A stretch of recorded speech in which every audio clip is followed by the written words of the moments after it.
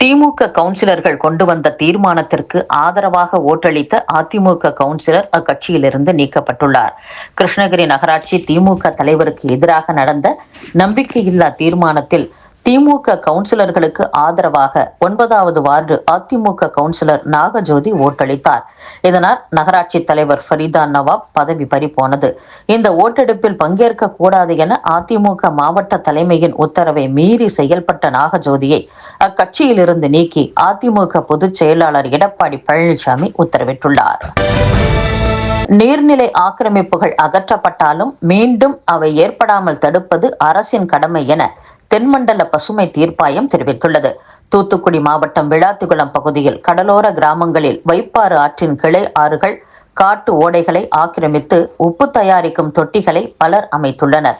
இதனால் இயற்கையான நீர்வழி தடங்களில் நீர் செல்ல முடியாத நிலை ஏற்பட்டுள்ளது. மழைக்காலங்களில் வெள்ளப்பெருக்கு ஏற்பட்டு பல்வேறு கிராமங்கள் பாதிக்கப்பட இந்த ஆக்கிரமிப்பு தான் காரணம் என 2023 டிசம்பர் மாதம் நாளிதழ்களில் செய்தி வெளியானது. அதன் அடிப்படையில் விசாரித்த தீர்ப்பாயம் ஆக்கிரமிப்புகளை அகற்ற தமிழக அரசுக்கு உத்தரவிட்டது.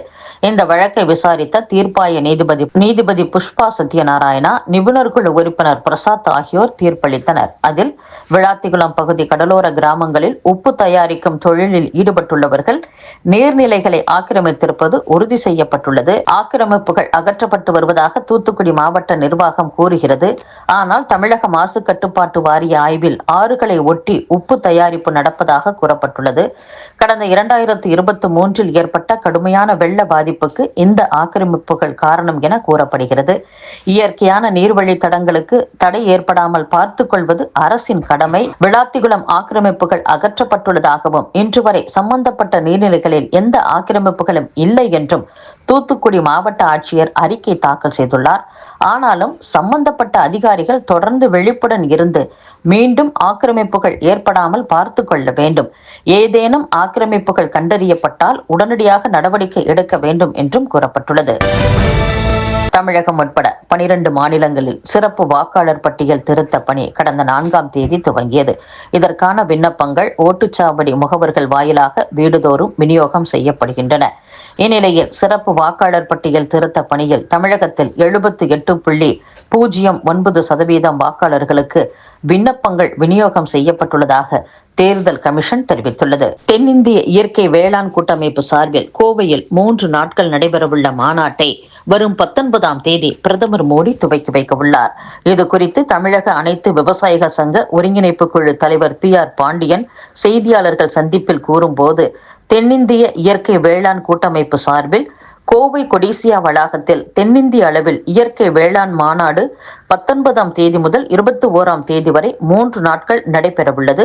தமிழகம், கேரளா, கர்நாடகா, ஆந்திரா, தெலுங்கானா, புதுச்சேரி மாநிலங்களைச் சேர்ந்த இயற்கை வேளாண் விவசாயிகள் பங்கேற்கின்றனர். இந்த மாநாட்டை 19ஆம் தேதி பிரதமர் மோடி துவக்கி வைத்து சிறப்புரையாற்றுகிறார். 5000த்திற்கும் மேற்பட்ட விவசாயிகள் இதில் பங்கேற்கின்றனர்.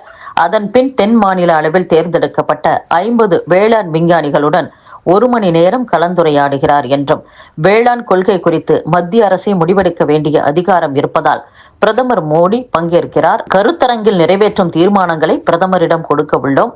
இயற்கை வேளாண் விஞ்ஞானிகள், வேளாண் அறிஞர்கள் கொண்ட குழுக்கள் அமைக்கப்பட்டு தீர்மானங்கள் வடிவமைத்து வருகின்றனர் என்றும் PR பாண்டியன் கூறியுள்ளார். சாலைகளில் சென்டர் மீடியன்களில் கொடிக்கம்பங்கள் அமைக்கும் கட்சிகளுக்கு எதிராக எந்த நடவடிக்கையும் எடுக்கப்படுவது இல்லை என்று சென்னை உயர்நீதிமன்றம் அதிருப்தி தெரிவித்துள்ளது. தமிழகம் முழுவதும் உள்ள தேசிய, மாநில நெடுஞ்சாலைகள், உள்ளாட்சி அமைப்புகள் மற்றும் அரசின் இதர துறைகளுக்கு சொந்தமான பொது இடங்களில் அரசியல் கட்சிகள், ஜாதி, மதம் சார்ந்த அமைப்புகளின் கொடிக்கம்பங்கள் உள்ளன. அவற்றை கடந்த ஏப்ரல் 28ஆம் தேதிக்குள் அகற்ற வேண்டும் என கடந்த ஜனவரியில் சென்னை உயர்நீதிமன்றம் உத்தரவிட்டது.